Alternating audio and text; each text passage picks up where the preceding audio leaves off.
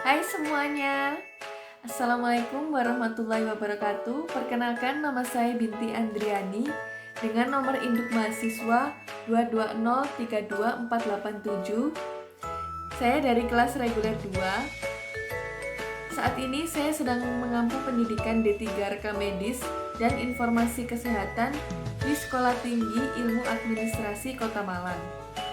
Di sini saya akan menjelaskan tentang anatomi dan fisiologi sistem digestif atau sistem pencernaan yang dibimbing oleh Bapak Henry Didi Harto, Eskepners, MPD. Di video pembelajaran ini dibuat untuk memenuhi tugas anatomi dan fisiologi semester 2 kali ini. Baiklah, selanjutnya saya akan menjelaskan tentang apa sih sistem digestif itu. Nah, sistem digestif atau sistem pencernaan adalah proses penghancuran makanan yang terjadi di dalam mulut hingga lambung. Selanjutnya adalah proses penyerapan sari-sari makanan yang terjadi di dalam usus halus. Kemudian, proses pengeluaran sisa-sisa makanan melalui anus. Dalam pelaksanaan proses pencernaan, makanan organ pencernaan dibantu oleh enzim-enzim dan hormon yang prosesnya berbeda setiap organnya dan mempunyai masing-masing fungsi tersendiri. Selanjutnya, bagaimana sih proses makanan itu terjadi? Nah, yang pertama, makanan masuk melalui mulut. Di dalam mulut terdapat organ-organ seperti gigi, lidah, dan kelenjar mulut yang ikut ambil bagian di dalam proses ini. Di dalam mulut, makanan dikunyah secara mekanik dan kimiawi. Selanjutnya, makanan yang sudah dikunyah akan melewati faring atau persimpangan saluran dari rongga mulut ke kerongkongan. Setelah melalui faring, makanan kemudian masuk ke kerongkongan. Di dalam kerongkongan, makanan akan didorong menuju lambung. Gerakan ini disebut juga gerakan peristaltik. Nah, setelah makanan sampai ke lambung, makanan akan diolah lagi secara kimiawi dan mekanik.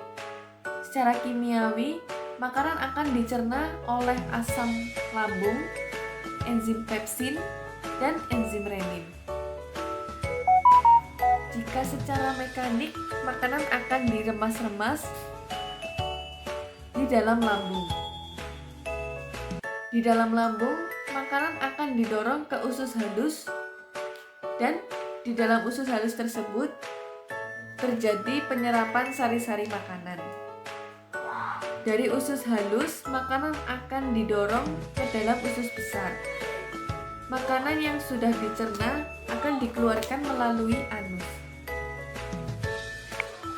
Selanjutnya, nah ini adalah gambaran dari anatomi sistem pencernaan. Yang pertama, kita melalui mulut terlebih dahulu.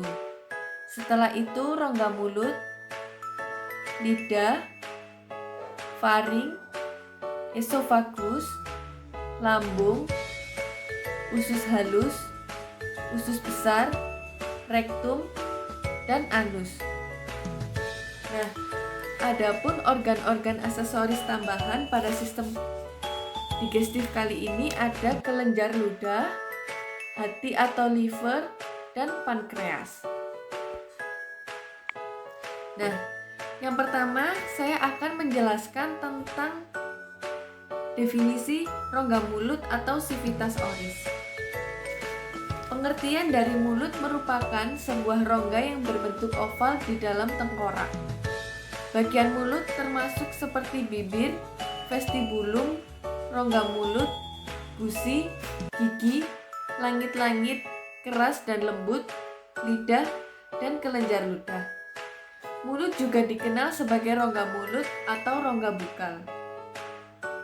Fungsi dari rongga mulut tersebut meliputi makanan dan asupan cairan, respon sensorik untuk makanan, mastikasi atau mengunyah, pencernaan kimia, menelan, berbicara, dan respirasi.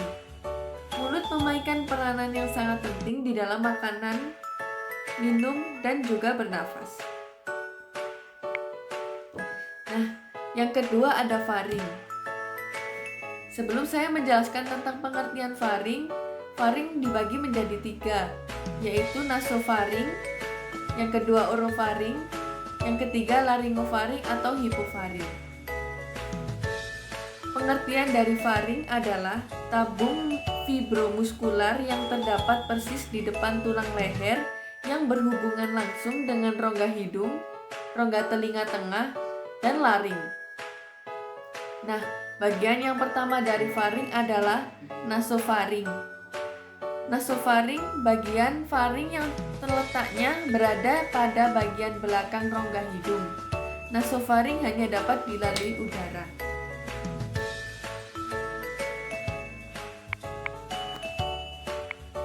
Nah, ini letak dari nasofaring berada pada belakang rongga hidung. Yang kedua ada orofaring. Orofaring bagian dari faring yang berada di belakang rongga mulut. Orofaring bisa dilewati udara dan makanan sehingga berperan dalam sistem pernafasan dan pencernaan. Selain itu, orofaring mempunyai klep yang disebut dengan epiglotis. Epiglotis sendiri mempunyai fungsi mengatur makanan agar tidak masuk ke dalam saluran pernafasan. Nah, ini adalah letak dari orofaring, berada pada belakang rongga mulut. Bisa dilihat ya teman-teman.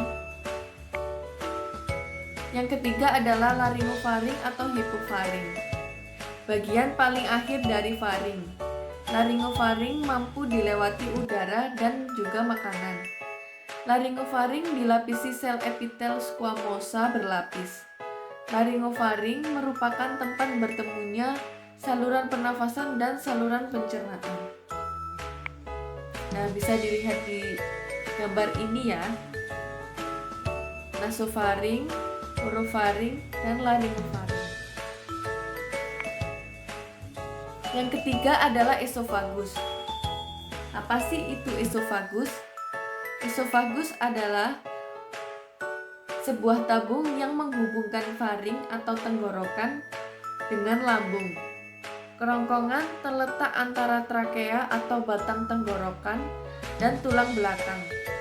Kerongkongan melewati bagian bawah leher, menembus diafragma hanya di sebelah kiri garis tengah, dan bergabung dengan jantung atas ujung lambung. Fungsi dari esofagus adalah untuk mengangkut makanan dan cairan dari faring ke lambung, mencegah difusi pasif zat dari makanan ke dalam darah, dan mencegah refluks isi lambung ke kerongkongan. Nah, yang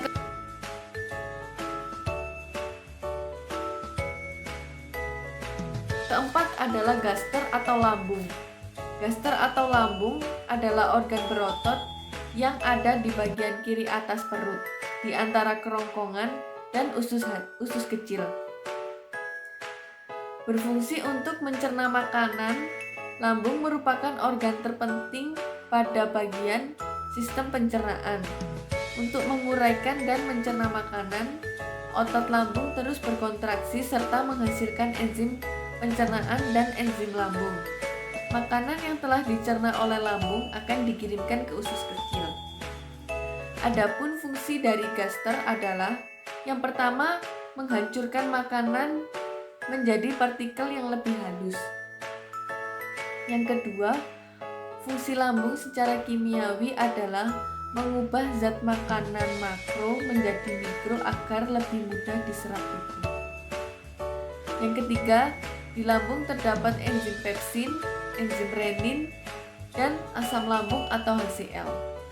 Lambung merupakan tempat pertama kali terjadinya pencernaan protein. Selanjutnya ada intestinum tenui atau usus halus. Organ dalam sistem pencernaan yang terhubung dengan lambung. Usus halus menjadi panjang hingga 6 meter dengan diameter 2,5 cm. Bagian ini merupakan tempat penyerapan sari-sari makanan yang telah dicerna kemudian diedarkan oleh darah ke seluruh tubuh. Fungsi dari usus halus adalah memproses makanan secara kimiawi dengan melibatkan enzim dan melakukan penyerapan sari-sari makanan. Nah, di usus halus ini juga memiliki 3 bagian, yaitu duodenum atau usus 12 jari, yang kedua jejunum atau usus kosong, yang ketiga ileum atau usus penyerapan. Nah, fungsi dari usus duodenum tersebut adalah mencerna makanan secara kimiawi dengan bantuan enzim yang berasal dari pankreas.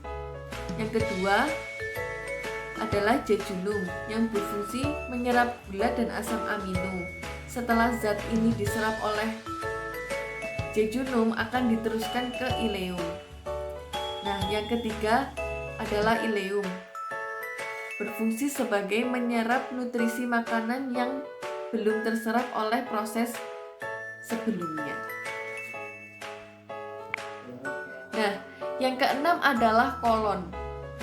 Definisi dari kolon atau usus besar adalah organ pada sistem pencernaan yang merupakan lanjutan dari usus halus. Apabila direntangkan, panjang usus besar bisa mencapai 1,5 meter sampai 2 meter loh. Usus besar memiliki struktur dinding sejenis dengan usus halus, seperti lapisan serosa, otot, submukosa, dan mukosa. Adapun fungsi dari kolon, yang pertama adalah menyerap sisa cairan yang belum tercerna sempurna dari usus halus. Yang kedua, sebagai tempat mengalirnya sisa pencernaan yang tak digunakan tubuh ke rektum untuk dibuang menjadi feses. Nah, yang ketujuh adalah rektum. Ujung saluran pencernaan yang dimulai pada mulut dan termasuk kerongkongan, lambung, usus kecil, dan usus besar. Panjang rektum adalah sekitar 6-8 inci dan merupakan bagian akhir dari usus besar yang mengarah ke lubang anus. Nah, yang terakhir dari saluran pencernaan adalah anus. Panjang anus kira-kira 4-5 cm. Anus memainkan peranan penting untuk defekasi. Sekiranya terjadi kelainan, defekasi tidak dapat berlangsung normal. Terdapat beberapa otot yang membantu anus agar defekasi lancar seperti puborektal merupakan bagian dari otot levator ani, sphincter ani externus atau otot lurik, dan sphincter internus atau otot polos.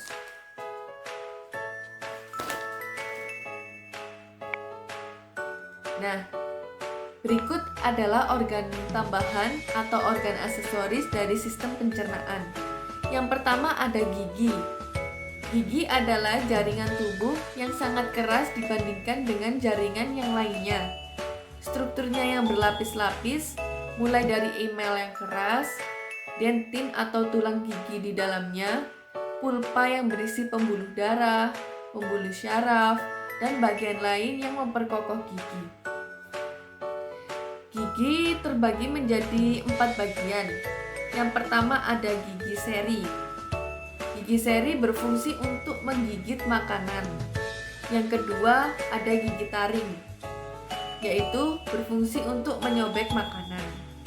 Yang ketiga ada gigi premolar, yang berfungsi untuk menghancurkan makanan. Yang terakhir ada gigi geraham. Sama fungsinya seperti gigi premolar, yaitu menghancurkan makanan. Yang kedua ada lidah.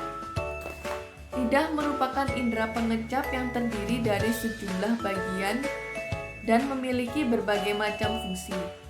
Selain berfungsi sebagai indera pengecap, lidah juga memiliki beberapa fungsi utama, antara lain membantu kita berkomunikasi, mengunyah, dan menelan makanan. Dan ada beberapa bagian pengecap pada lidah. Yang pertama adalah di ujung lidah. Ujung lidah adalah pengecap rasa manis.